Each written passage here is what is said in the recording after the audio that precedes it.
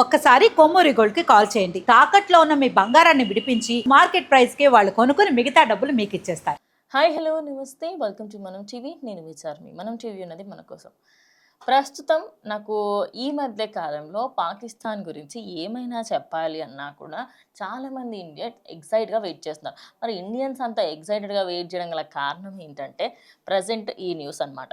పాకిస్తాన్ వాళ్ళు సిగ్గుపడుతున్నారట. అబ్బా, వినడానికి ఎంత బాగుంది కదా, కానీ అసలు ఇది నిజంగా జరిగింది. ఎందుకంటే పాకిస్తాన్ ప్రస్తుత పరిస్థితి ఎంత దారుణంగా ఉంది అంటే అక్కడి ప్రజలకు సంబంధించి గవర్నమెంట్లు ఏమీ చెయ్యలేక, గవర్నమెంట్కి సంబంధించి అక్కడ ఉద్యోగాలు ఇవ్వలేక, అక్కడ తిండికి తిప్పలు, అదేవిధంగా వాళ్ళు తినే ఆ రోటీ చపాతీ ఏదైతే ఉంటుందో అది కూడా దిక్కు దివానా లేనటువంటి పరిస్థితిలో, అంత దీనమైన పరిస్థితిలో ప్రజెంట్ పాకిస్తాన్ అయితే ఉంది.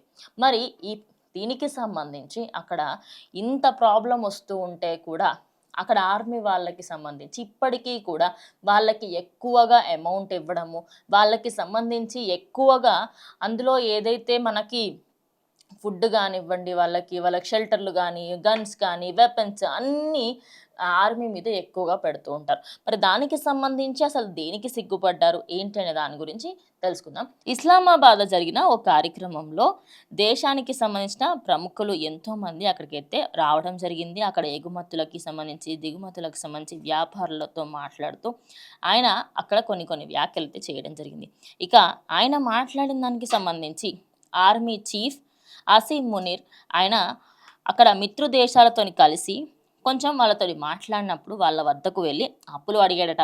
ఆ సమయంలో మాకు చాలా సిగ్గుగా అనిపించిందని, రుణాలు తీసుకోవడం ఆత్మగౌరవానికి పెద్ద దెబ్బ, డబ్బులు ఇచ్చేవారు ఏం డిమాండ్ చేసినా సరే అడ్డు చెప్పలేని పరిస్థితిలో మేమున్నాము అని ఆయనైతే చెప్పుకురావడం జరిగింది. ఇక దాని తర్వాత రుణాలు ఇచ్చే విషయంలో చాలా దేశాలు తమకు నిరాశనే కలిగించాయని, పరిస్థితులతో సంబంధం లేకుండా పాక్కు మద్దతుగా నిలిచిన Saudi Arabia, UAE, Qatar, China వంటి మిత్రదేశాలు అన్నిటినీ ఆయన ఈ సందర్భంగా కృతజ్ఞతలు తెలపడం జరిగింది.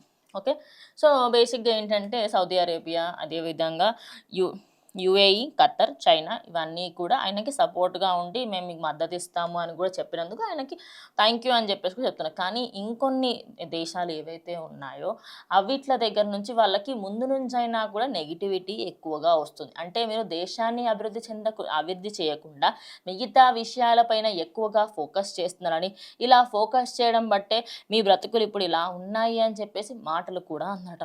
మరి ఇంత జరుగుతున్నప్పుడు మరి పాకిస్తాన్ కొంచెమైనా బుద్ధి తెచ్చుకోవాలి కదా. ఇప్పటికీ కూడా ఆ దేశానికి సంబంధించి ఖచ్చితంగా ఏదో ఒకటి చేస్తాము అని అనడమే కానీ అక్కడ ప్రజల భద్రతకి సంబంధించి కానీ ఏ దాని గురించి అయినా కూడా అక్కడ ప్రభుత్వం పట్టించుకోవట్లేదని అక్కడున్న ఎంతో మంది కూడా కంప్లైంట్స్ కూడా రేస్ చేయడం జరుగుతుంది. మరి వీళ్ళకి ఇప్పుడు ఏదైతే ఈ మిత్రు దేశాల నుంచి అప్పులు దొరికినాయో అవన్నిటికీ సంబంధించి ఆ అప్పులకి సంబంధించి వచ్చిన అమౌంట్ని తీసుకున్న తర్వాత వీళ్ళు ఏం చేస్తారు, మరి ఏమైనా బెనిఫిట్స్ ఏమైనా చేస్తారా, లేకపోతే దేశానికి సంబంధించి ఏమైనా అభివృద్ధి చేస్తారా అనేది కూడా చూడాల్సి ఉంది.